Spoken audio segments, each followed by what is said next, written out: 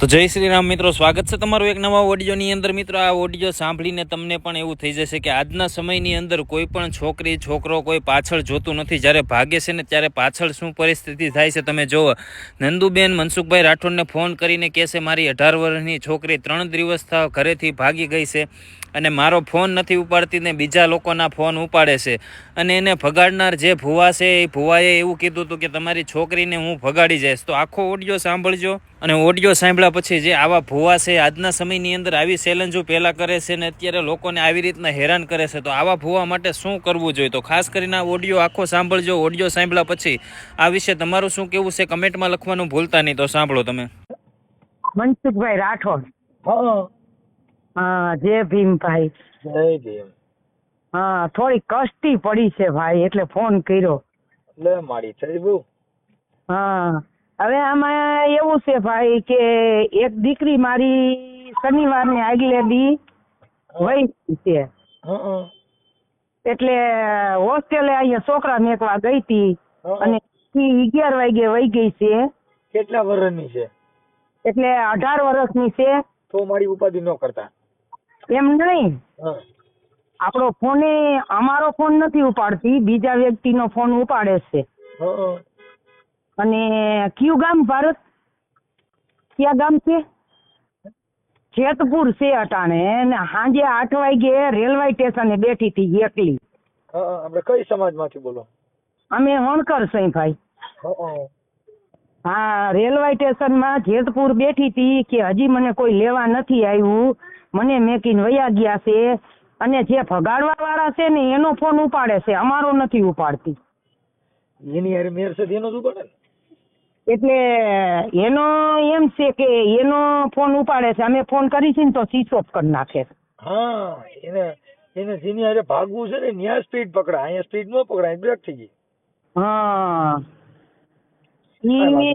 Police સ્ટેશનમાં એમ તો મેં લખાણ કર્યું છે બધું, એમ તો લોકેશન મેક્યું છે, ત્યાંનું જ લોકેશન બતાવે છે.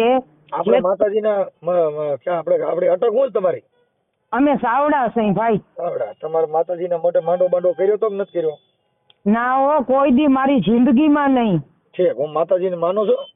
ના, માતાજીને સાંભળો ભાઈ, હું માતાજીને માનતી નથી, પણ મારે 9 દીકરીઓ અને 9 કરતા દીકરો નાનો છે. અને એના પપ્પા 10 વર્ષ થયા ગુજરી ગયા છે. અને અમારી માથે 2 ભુવા મને જબરજસ્તી, તમે કે બહુ દુખી છો ને, હું કચરો વીણું છું. કચરો વીણવા જાઉં સવારે વહેલી. આપણે બે બેન ભાઈ હું કચરો વીણું. હા, હું કચરો વીણું છું. અને ઈ લોકોએ મને એમ કીધું જયારે જઈને તમે આટલા બધા દુખી છો તો કે હું તમને માતાજી બેહાડી દઉં, પણ હજી મેં ત્યાં અગરબત્તી કે દીવો નથી કર્યો. અને ઈ માતાજી બેહાડીને ઘરે ગયો ને તો 3જે દી મારા દીકરાનો એક્સિડન્ટ થયો. એટલે એનો હાથ ભાંગી ગયો.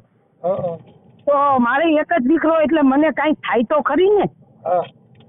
અને પછી ઈ થાતા એક વ્યક્તિ 2 વ્યક્તિને મોકલા, તો ઈ અમારા ઘરમાં ચીઠી લખીને મેકી ગયા. ભુવાને બતાવી તો કે આમ, અને અમે અચાનક 3 જ વ્યક્તિ ઘરમાં છે. એક આ દીકરી વહી ગઈ ઈ, અને એક મારો દીકરો ને હું, 3 ભેળી યાદ અમે રહું છું. અને 3 જ છે. તો ઈ કે તારી દીકરીને ભગાડું નહીં ને ત્યાં લગી મને જીવને શાંતિ ન થાય. હવે ઈ આથી ચીઠી મેકી ગયા ને ઈ માતાજીનો ભૂવો છે. હા, સાંભળો, 2 વ્યક્તિ ભુવા છે ને 2 વ્યક્તિ એની પાસે કામણ કરવા વાળા છે.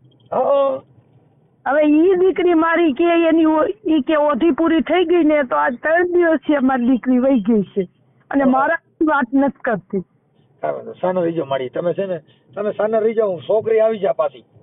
મારા એની વાત નથી. સાના રહી જાઓ, પેલા સાના રહી જાઓ, પછી આપણે મારી પાસે નાના નથી, માના નથી, હું રાજી બાઈ છું.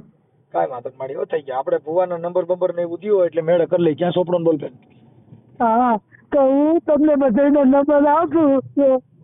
અને અત્યારે મારા કષ્ટી છે ને એટલી રોઈ નથી.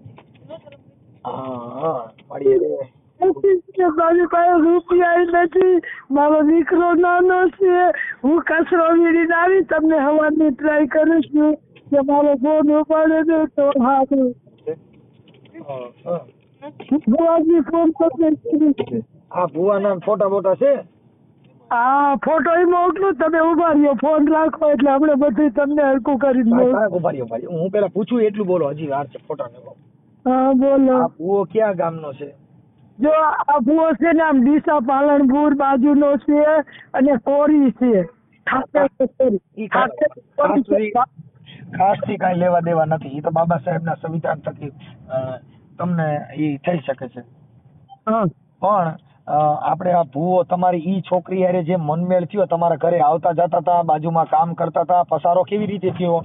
એટલે સાંભળો, મારી દીકરી રાપર રોકાવા ગઈ હતી. રાપર? હા, રાપર એટલે કચ્છમાં.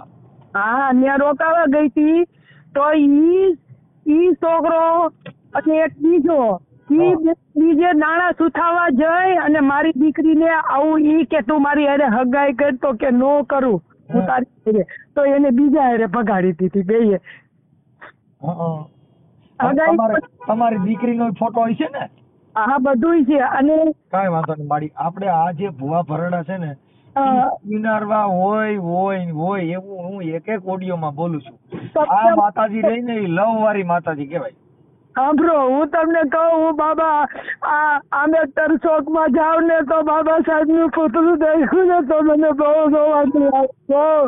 મારી સાના રહી જાવ, આમાં કાંઈ ન હોય, એમાં કાંઈ આપણે એટલું બધું દુઃખ નહીં લગાડવાનું. દીકરી છે ઈ તો છે ને, ઈ તો ગમે ની આપણે દેવાની જ હોય, પણ આ તો એની તમારી ઈચ્છા વિરુદ્ધ ગઈ એટલે તમને દુઃખ છે.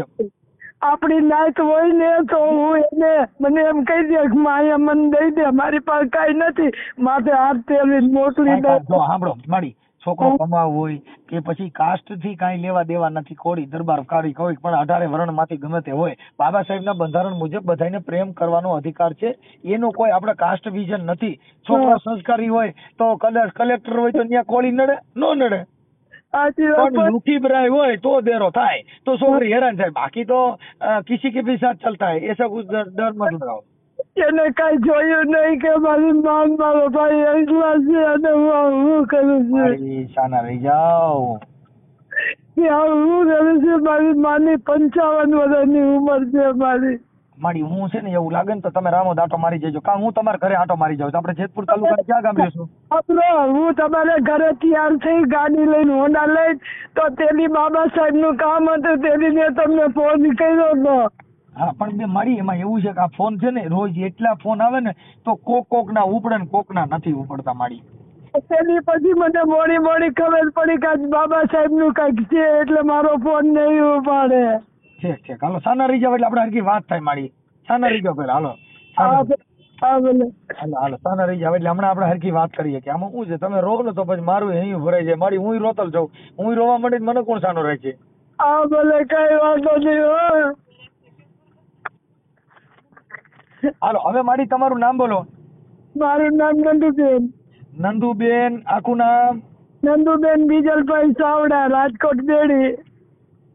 નંદુબેન બીજલભાઈ ચાવડા, રહેવાનું કઈ જગ્યાએ? આ બેડી ની બારે મોરબી રોડ ઉપર નવા યાર્ડ ની સામે. હા, બેડી રોડ, મોરબી રોડ બેડી નવા માર્કેટ યાર્ડ ની સામે. હા, ઓકે મારી. હવે આપણે આ દીકરી છે કેટલામો નંબર હતી? આ મારા 9મો નંબર. તો બધી છોકરીઓ ઘરે બારે છે? હા, બધી ઘરે બારે છે, 9મો નંબર છે. તમે સાના રહી જાવ, સરખી વાત થાય મારી. સાના રહી જાવ પેલા. હાલો નંદુબેન બીજલભાઈ ચાવડા, પછી થઈ ગયું. હવે આ દીકરીનું નામ શું છે? ભારતી. ભારતી. આ જો ભરત ને ભારતી બે જુડવા છે. ભરત ને ભારતી બે જુડવા છે બેનભાઈ? જુડવા છે. આપણી રામ લખન ની જોડી એને કોઈ શકે ના તોડી, આપડી રામ લખન ની જોડી. મારી જવું મેં દાંત કઢાવી દીધા ને, હું આઈટીઓ હારો માણસ છું. મારી સાના રહી જાવ તમે સાના રહી જાવ મારી માં. તમે રો માં બહુ આમાં રોઈએ ભેગું ન થાય મારી. હા બોલો. હા આમાં તો હું જ મારી આ જે આવું હોય ને ઈ તો આપણી દીકરી છે એટલે આપણે અહીંયા હોય એટલે થોડુંક આપણે દુઃખ થાય પણ હવે થોડાક દી ઘડે પછી છે ને બધું સારું થઈ જાય. જો કદાચ ભારતી મને ફોન કરે ને હા તો તમારું સારું થઈ જાય. કઈ ઉપાધિ કરો માડી હો.